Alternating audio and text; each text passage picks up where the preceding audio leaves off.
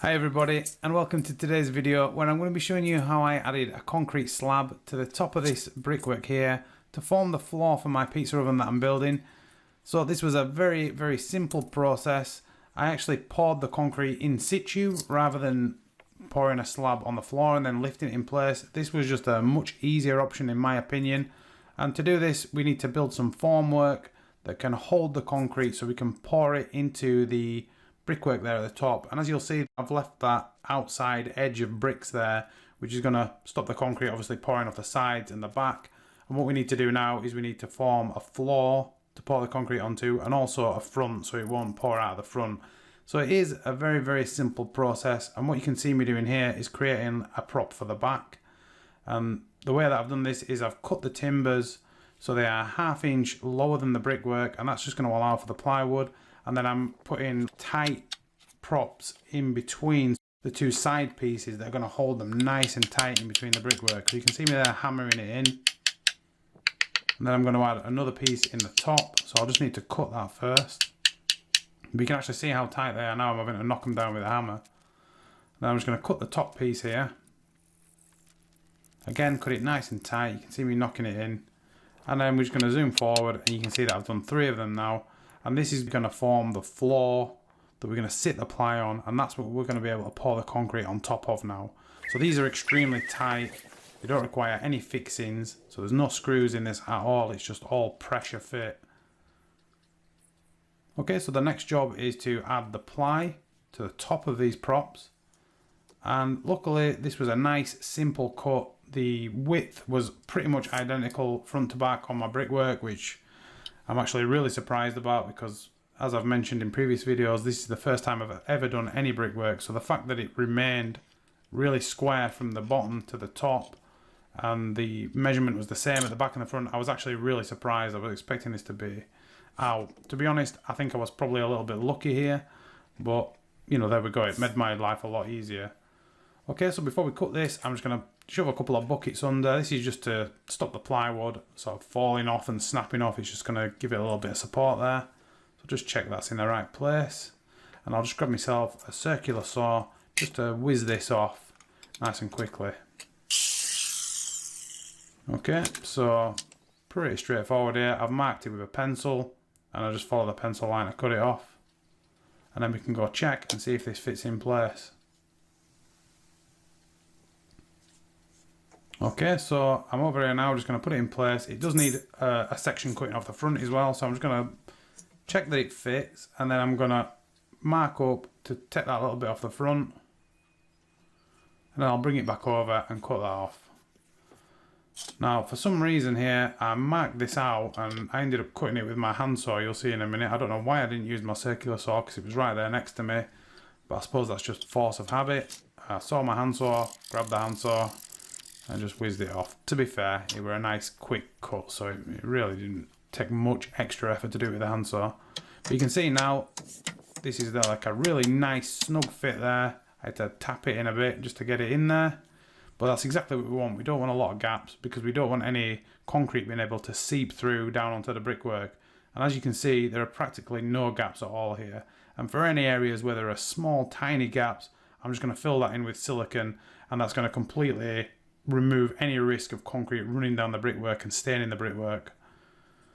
Okay, so the final job here is just to put another piece of ply on the front, and as I mentioned before, down the side and the back, that's going to be holding the concrete in on the brickwork, and this piece of ply on the front is going to hold the concrete, well, it's going to stop it from running off the front. Okay, so once that's done, I'm going to move on to adding a little bit of steel mesh here. So this is a 6mm steel mesh, and I wanted to add this just to give it a little bit more strength, because obviously this is an elevated slab.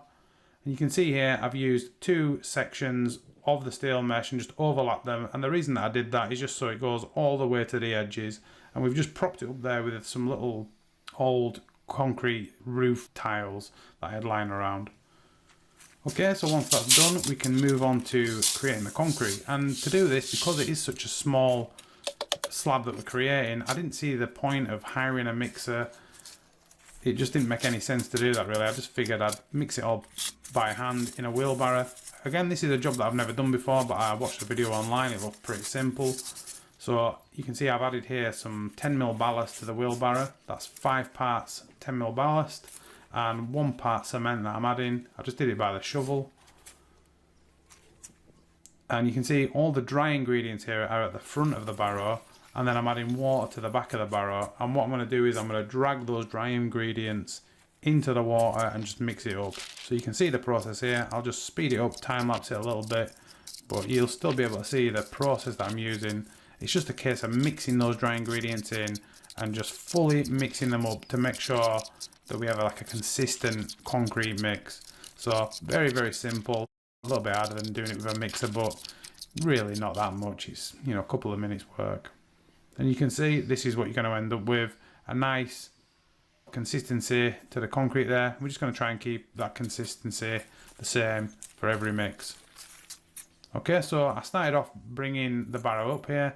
To be honest, this was a smaller mix. I just kind of did a small mix just to test it out in the barrow. I did actually start doubling the size up on the mixes going forward.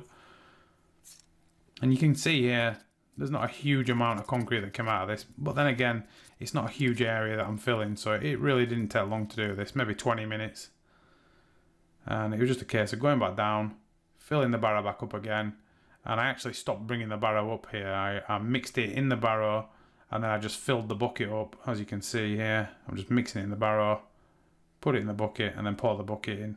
And just carried on in that fashion until it was filled up. As you can see now, where we've pretty much filled it up here. And then it's just a case of tamping over it, getting all those bubbles out, and then kind of cutting across the top as well to get us a nice level top. At this point, you can see I'm pretty much there with the concrete. I'm just going to run it over the top, but you can see as we get to the back and also a little bit at the front there, we have a few low spots where we just haven't quite got enough concrete here. So I will have to mix just a tiny little bit more. So this would be a really small mix, like 1/4 of a bucket's worth of concrete that I'm mixing up. Really quickly whiz that up in the barrow, shove it back in the bucket, and then we'll just chuck it in that back corner there and spread it about. And as you can see,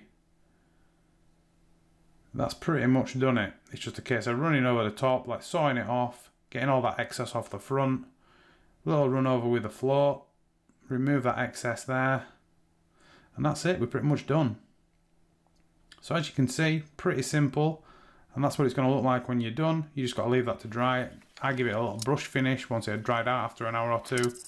And then I left it for 4 days before I came and started to remove the formwork. And as you can see, very, very simple. There was only 6 screws in this entire formwork that I created here. So it was just a case of taking that off there. Came off very easy. Remove a little bit of silicone, and then every other bit of timber that needs removing is just a case of knocking it out with the hammer. So you can see there, just knock the middle props out. Just get underneath, give them a little tap with a hammer. And then once you start getting onto the side bits, you can just get the claw of the hammer behind and start levering them out. So very simple, not complicated at all. You just pull them ones out. Just get your hammer behind. You can see they are quite tight, so you've got to give them a good tap. And it's just a case of getting in, levering them out. We're nearly done now. There's just the last 2 to get out. I think though it's killing my knees down here, so yeah, I wandered off. Got me saying a little mat just to get in and get these last 2. Then the only job left to do then is just to move the ply at the top, which came off very easily, the shuttering ply. And there we go, happy days. Not looking bad, I don't think.